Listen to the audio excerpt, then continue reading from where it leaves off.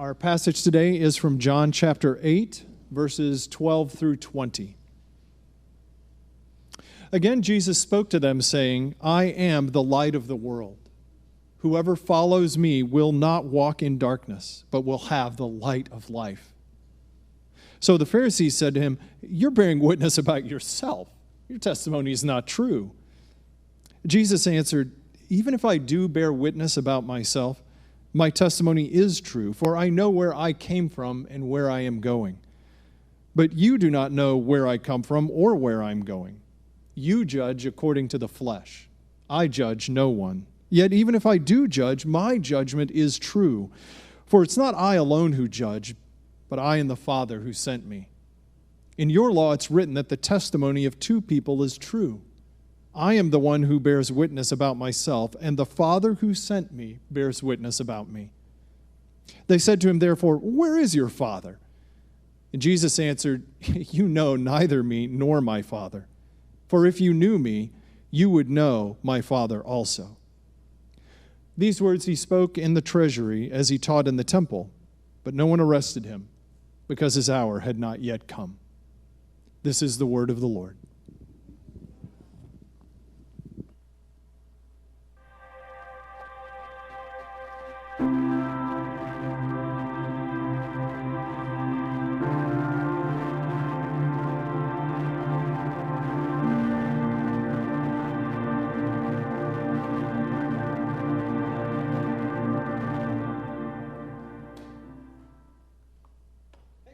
Church. I'm Pastor Joey. I'm excited to be up here to get to share from John 8 with you, as you just heard Pastor Jeff read.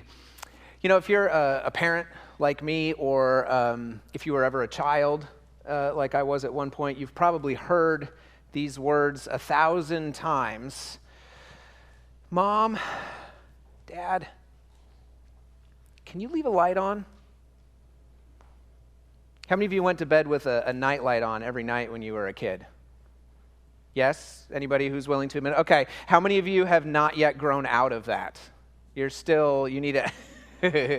Some of you came to nightlights later in life, it looks like.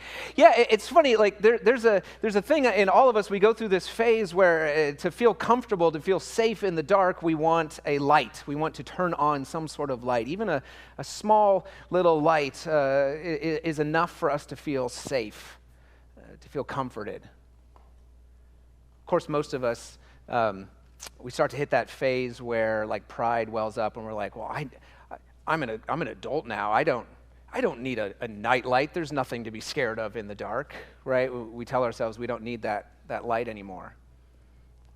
Of course, then you come home after dark and you walk into a dark house and you're like, this feels weird. Turn on the lights. Quick, somebody turn on a light. Or you're at home and the power just goes out. Nothing, no lights, not even the ambient glow of the microwave clock anymore. Like everything's out. What do? You get a light. You go find a candle. You find a flashlight. You light a light. We all want light, especially when we find ourselves in a dark that we can't explain or can't navigate without a little bit of light.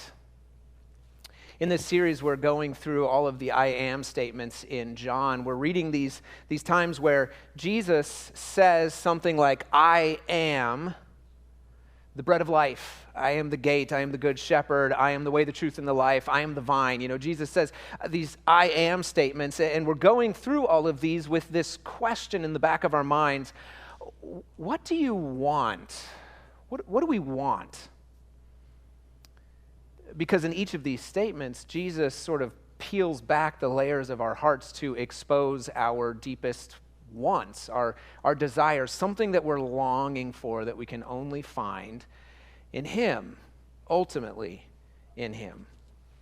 So this week, we're in John 8. You just heard it read. Jesus says, I am the light of the world. So we've got a question before ourselves this morning. What do I want when I want light? What do I want when I want to see, to be illuminated, to have my circumstances illuminated. What do I want when I want light? And as we go through this story, verses 12 through 20, we'll spend most of our time in verse 12, but as we go through this story, I think it's become clear over and over again that there is a light that we all want that is unlike any other light. There's no light like the light of life. If you're writing anything down, write that down. It's up on the screen so you can even spell it correctly. There's no light like the light of life, and it's that light that our hearts are drawn to, that we desire. So as we go through this passage, this will become more clear.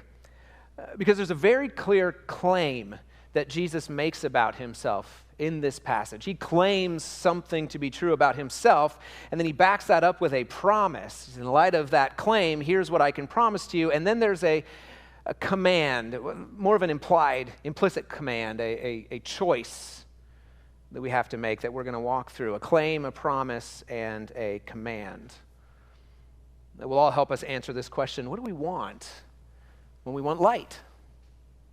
So let's jump in, John 8. If you haven't turned there already, John 8, verse 12, we're going to pick up this story. And it's a continuation of what has already been happening. John describes it for us. Again, Jesus spoke to them, the crowds in the temple. Jesus spoke to them saying, I am the light of the world. That's the claim. You saw it coming. Jesus says, I am the light of the world. And of course, there's more. After that, we'll come back to that in a bit. For now, I just want to focus on that claim. I am the light. It's because this story takes place right at the end of one of the biggest feast weeks in the Jewish calendar. It's sometimes called the Feast of Tabernacles, the Feast of Booths, the Feast of Tents. If you were driving up and down Meridian in the last couple of weeks, you saw the Indianapolis Hebrew congregation had tents out front. That's because it's a feast that is still celebrated to this day. At Jesus' time, Jews from all over Israel would come to Jerusalem to live in tents for a week. It was like a camping vacation, but with a purpose. To remember that God had led them through the wilderness for 40 years, they had had to dwell in tents as they followed God's leading, his leading in that pillar of fire. So they come, they have this feast to remind them, 40 years we had to live in tents or booths or tabernacles, whatever you call it. And this feast, by the way, this was the one you wanted to go to if you liked to party, right? There were others that were more important. The Day of Atonement, of course, was more important in the year, but the Feast of Tabernacles, now that's the one where people came because they wanted to have a good time. A contemporary Jewish writer described it same time as Jesus, saying, anyone who has not seen the rejoicing of the candle lighting ceremony has never seen rejoicing. In other words, there was no party like a Feast of Booths party. All right, this was the one you wanted to go to. This was the big one. And light was a major part of the symbolism of the week, pointing back to the pillar of fire that led them through the desert. Of course, water and other things were important as well, but the light was a huge part of this ceremony. Every night, 8 nights, these 4 giant pillars in the temple with these huge golden bowls on top, 4 ladders, and the 4 youngest priests would climb up these ladders with these giant pitchers of oil, fill the bowls, and then, fun fact, they would use the worn out and used undergarments of the priests to make wicks for that. That's just a little fun fact for you. To make wicks for these bowls and light these 4 giant bowls of oil on fire. And as if that weren't enough, there were 16 candelabra, each with hundreds of candles that were hoisted and lit. And so the light that would pour out of the temple every night for these 8 nights was like a tidal wave. Could knock you over. Remember, the temple is up on a hill, so everybody can see it. Another writer said that there was not a single porch or patio in Jerusalem that was not lit from the light of the Feast of Tabernacles. It was light that could just bowl you over and draw you in. But no party lasts forever, unfortunately. No light lasts forever either. On the last night, the 8th night, the great day of the feast, The candles are all extinguished. The lights are put out.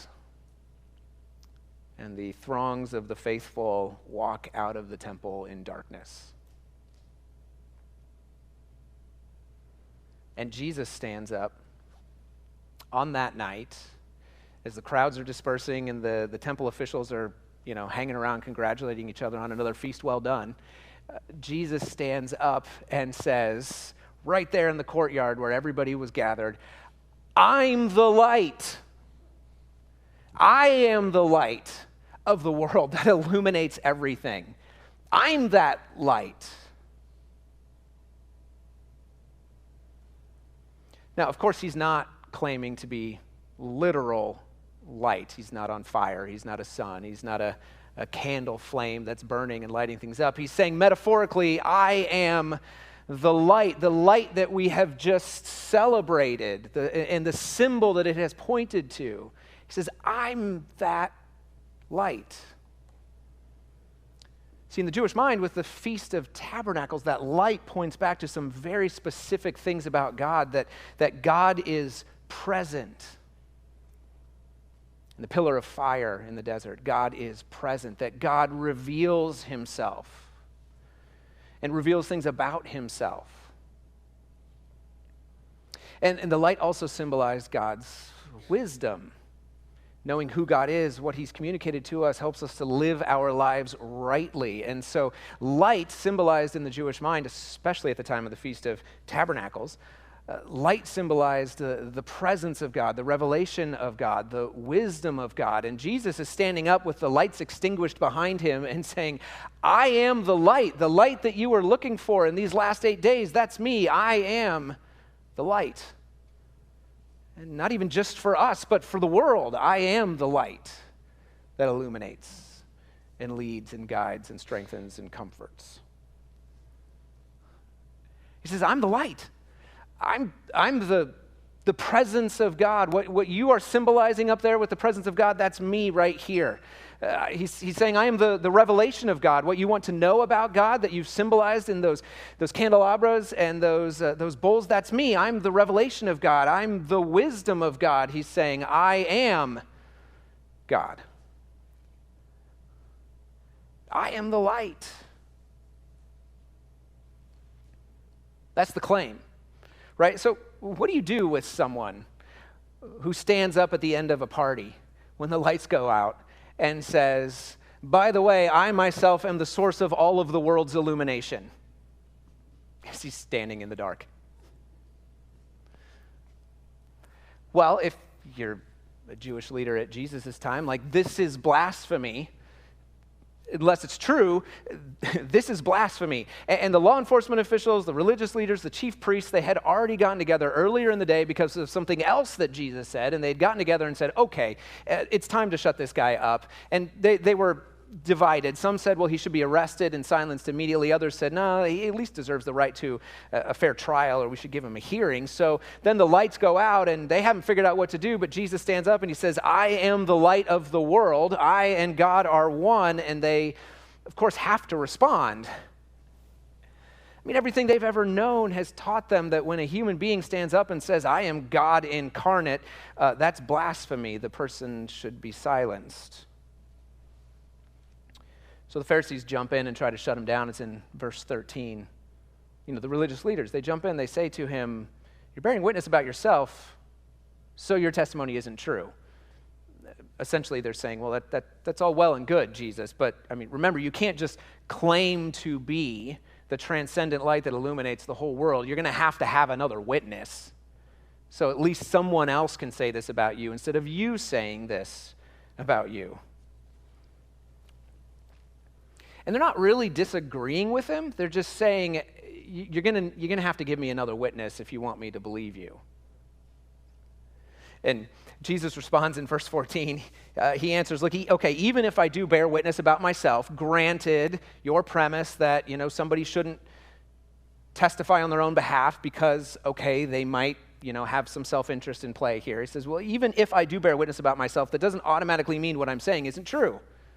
He says, my testimony is still true because I know me better than you know me. know where I came from. I know where I'm going. You have no idea where I came from. Just look back at chapter 7. They got it all wrong. They thought he was from Galilee. He said, you don't know where I came from. You don't know where I'm going.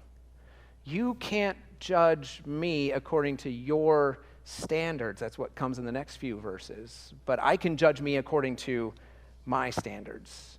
Jesus says, essentially, I don't need another witness.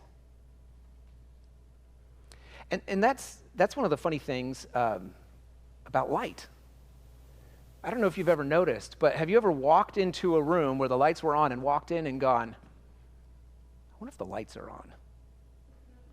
I'll check the light switch. Yeah, it's up. It says the lights are on. Guess the lights are on. No, I mean, light testifies to itself, right? Light is the only thing that testifies to itself. It's the only thing in existence that you don't need a second witness to. If there's light, there's light. You know it. Everything else needs to be illuminated by the light in order to testify to its own existence. Like if the chair got up and said, I'm a chair and I'm here. You're like, well, I hear you, but I don't see you unless there's light. But light testifies to itself. One person writing on this passage said, light always illuminates. It is never itself illuminated. Light is the only thing in the world that doesn't need a second witness in order to testify to itself, to what it is. And Jesus is standing here saying, like, look, I'm the light of the world, and if you can't see that, that's not a problem with me, that's a problem with you. You don't need another witness, a couple other people around to be like, yeah, I see the light too. No, I'm the light. I'm here. That's all it takes. That's Jesus' claim that he is the light by which everything else is illuminated, the light by which everything else makes sense. He's saying, I'm not just a light, I am the light. And there's no light like the light of life. So that's the claim, to be the transcendent light, the source of all light. Now let's move on to the promise.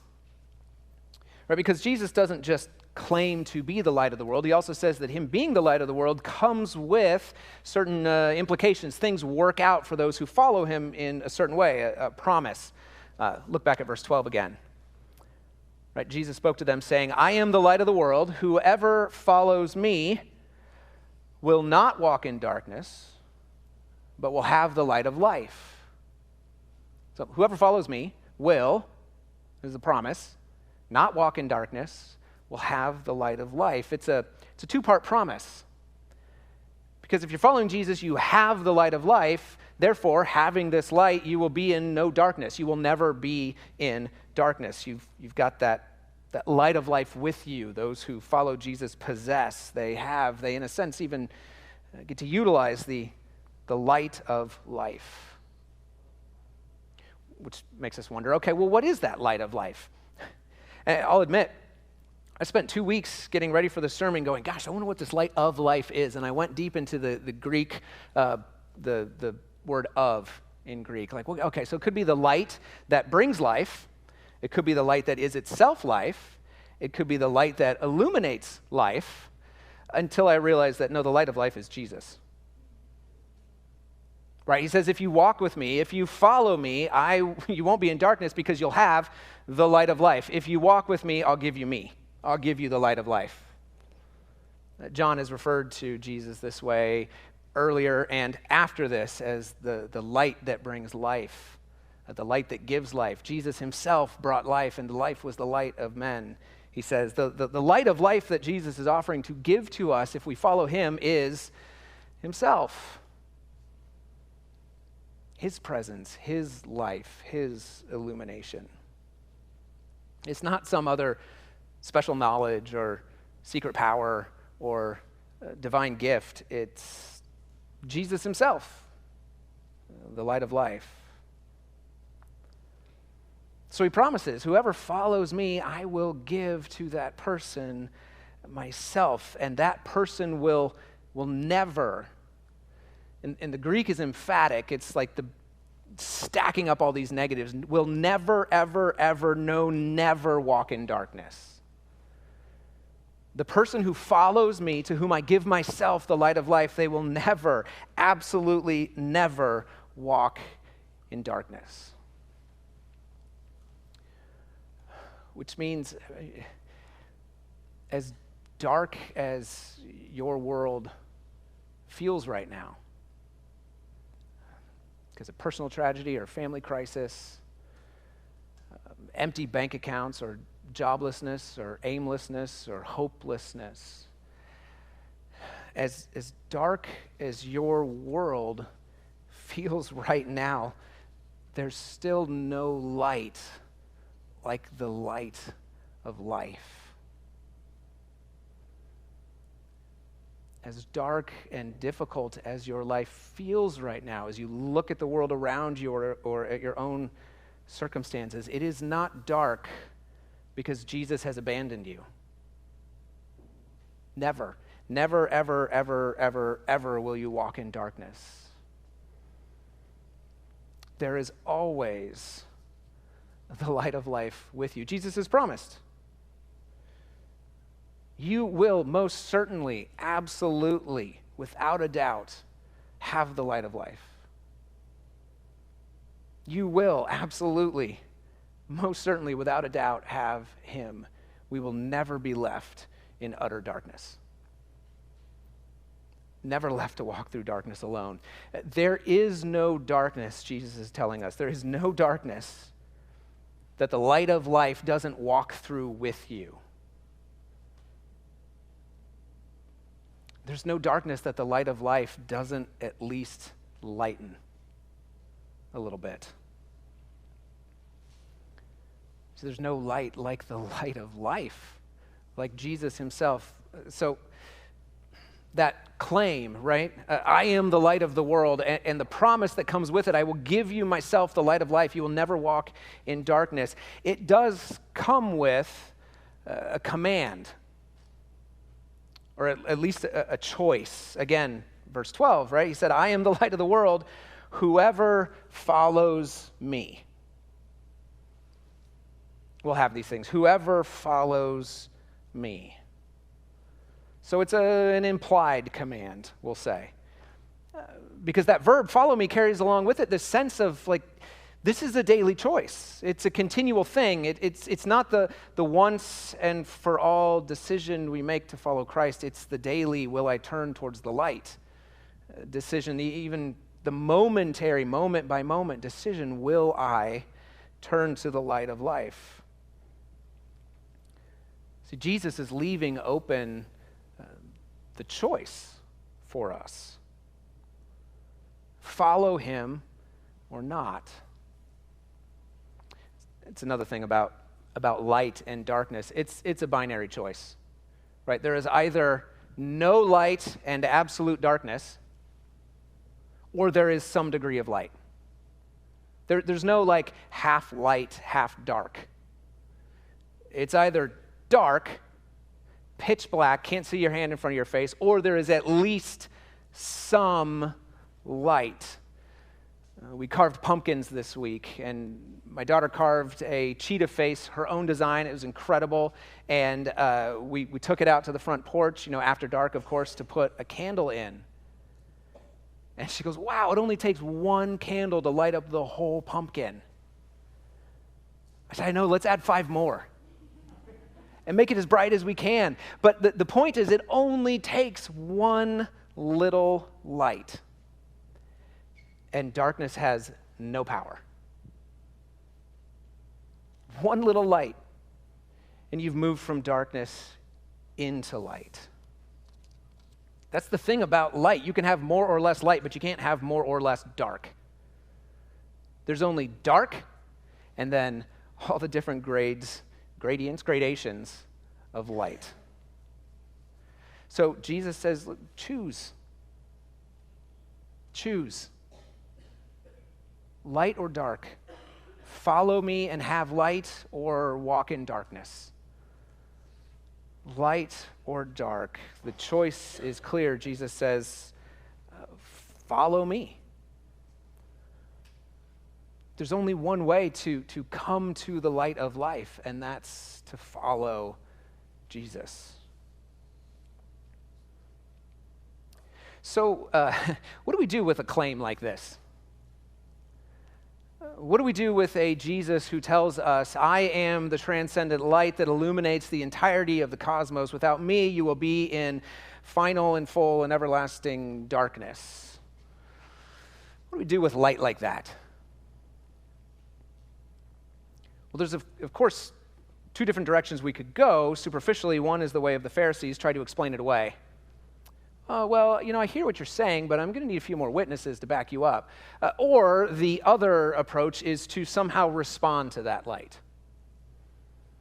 Somehow respond to the light that Jesus is offering. So I have a few thoughts then for application if we're choosing to respond to the light rather than try to explain it away. First, of course, we have to recognize that we are not the light, right? As bright as we think we are, we're not putting out any light. We are moons. We are cold, dead rocks until some other light illuminates us. We're not the light, and I know for some of us that's maybe the hardest thing to admit. It is not a new problem. 1700 years ago, the African bishop Augustine pleaded with his congregation in a sermon. He said, you cannot be your own light. You can't. You simply can't. We are in need of enlightenment. We are not the light ourselves. So, of course, the first step is we just have to admit we're not the light. But secondly, if that's difficult to admit or a struggle for you, then I invite you to feel the light. Begin by feeling it. Strong, powerful lights, they put out heat, right? Before we got these LEDs up here, we had can lights that shined down on us, and there was a lot of heat coming out of that. We had to have a fan back here to blow on the preacher because not only did we get ourselves worked up, but the lights contributed to the temperature on stage. You can feel the heat of a light, especially a strong one, whether you're looking at it, whether you see it, whether your eyes are open or not. Feel the heat of the light. I invite you. Many of us have built lives on reason, rationality, proving to ourselves, promising to ourselves that we would only go where the evidence leads, that we would not believe anything that we didn't get good enough evidence for. Of course, sometimes we get to that point where we have to admit that there are things that reason just can't seem to explain. We come to a point in our lives where we fall in love and we know, if there's no God, we know it's just chemicals in our brain, and yet it feels like something a whole lot more than that. Like saying chemicals bouncing around just doesn't seem to capture what I mean when I say love. Or we've been wronged. And we've always held intellectually, of course, nobody's really responsible for what they do because we're all just products of our genes and our environment. We couldn't help doing it any other way than we do. And then we're wronged and we're like, oh no, this feels like a whole lot more than just a product of genetic determination. Or we have some encounter with beauty, with a vista or an infant's face, or symphony, or a poem, and we think, wow, that was just incredible light photons hitting my eyes. No, because it feels like there's something more there, something deeper. We get to the point where we can't explain why it feels like these things are enchanted somehow, and I want you to feel that heat, because that heat is evidence of the light of Christ. Reaching out to you and saying, there is more, there is another light, there is a higher light that is breaking through the brass ceiling of this world and shining on you. Feel the warmth of that light and come to Jesus. Let's see how he would explain it. Third, so first was admit we're not the light. Second is respond to the heat that you're sensing from light. The third one is use the light. And I'm speaking primarily to Christians, to those of you who are sure that you're following Jesus or trying to follow Jesus. Use the light. In other words, make sense of the world by the light of who Jesus is, what he has done for you, what he is doing in you, what he has promised to do. You know, we're called in other places, of course, to reflect the light of Christ to the world around us. Shine like stars in the heavens, Paul writes. Illuminate the world for people. Not, by the way, he doesn't say, reflect Jesus' light right into other people's eyes and blind them. He says, illuminate the world around them. Explain what you are experiencing through the lens of the gospel, through what you know to be true about Jesus. Explain why you can go through the suffering of a pandemic and a contentious election season and all the other stuff that we're going through. You can go through that suffering while knowing it's not absurd, it's not pointless, but that God has some sort of plan and there is a meaning that is so deep that suffering can't take it away. Explain how and why you can advocate for justice, for things to be put right without yourself becoming yet another oppressor or forcing your will on others or being impatient to see things change because, you know, Jesus has promised, I will one day set all things right. Or explain how you can face even death itself without fear because of what Jesus has promised in your life. Use the light and illuminate the world around you, especially for those who cannot yet see that light themselves but can only feel it radiating off of you. Use the light. So admit you're not the light, right? Respond to the heat that you're sensing. Use the light if you're a believer. But fourth, I want to say embrace the light. Now, those first three were very, above the neck, mostly on the left side, intellectual. They were like heady things. But Jesus isn't necessarily calling us here just to say, hey, come to me and I'll give you enlightenment. I'll give you answers. I'll give you knowledge. He's saying, follow me and I'm going to shine. Not just around you, but on you. He calls us to more than just information, but to transformation, right? Light is the best disinfectant. At least that's what I've been told. So Jesus says, hey, come to me and I'm going to shine. You're going to see things about yourself that I'm going to bring to the surface. They can be dealt with. They can be taken care of. They can be transformed. They can be repented of. They can be given up. They can be walked away from. But only once we see them. Only once there's light. So embrace the light.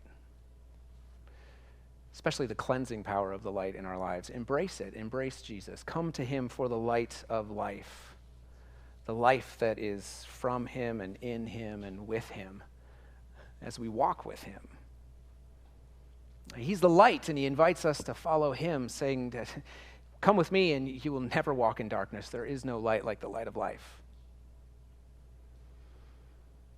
So I wrap this up. In John's theological prelude to the whole story of Jesus, he employs this metaphor of light and darkness again. Of course, he does it all through John 1, John 3, John 6, John 8, John 9, John 11, John 12. I mean, he brings it up over and over and over again. But in John 1 at the very beginning, he talks about Jesus, the Word, the Logos, the one who has made everything, holds everything together. And then he says, in him, Jesus, was life. And the life was the light of men. He says, and the light shines on in the darkness. And the darkness can't master it. The darkness cannot master the light. That means it can't overcome it. It can't overtake it. It can't even understand the light. The darkness cannot overpower, cannot put out the light. And Jesus says, when you want light, when you want to see, to be comforted, to be warmed, he says, you don't just want something to be with you. You want someone, himself, the light of life. So let's pray.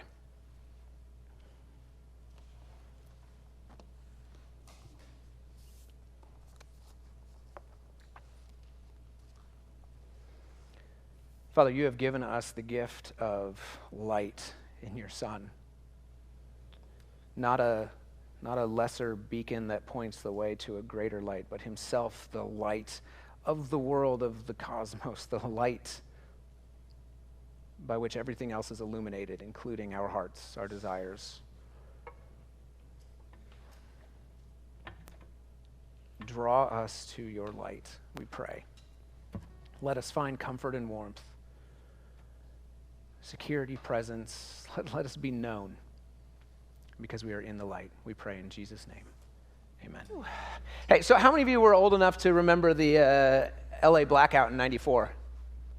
Last power, yeah, I was 11. I know, I was only vaguely aware of it. But something I learned this week as I was researching for this sermon is during the blackout, 911 got hundreds of phone calls that weren't about the lights being out or anything. It was just hundreds of people calling and saying, there is this weird silvery cloud up above.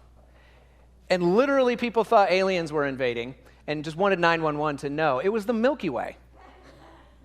It was the Milky Way. They'd never seen it before. The city of lights was so bright and so close that it occluded the greatest light of all, the heavenly lights. I mean, it struck me, of course, as humorous of like, I didn't even know there was a light up there until I realized like, oh yeah, all the little lights of this world that I'm holding right here are making it almost impossible to see the light of life. There is a light beyond that gives illumination to all of these other lights that draw us in, and that's the light that is unlike any other light. That's the light that came to us, into our darkness, to draw us to him. So this week, go in peace to love and serve the light.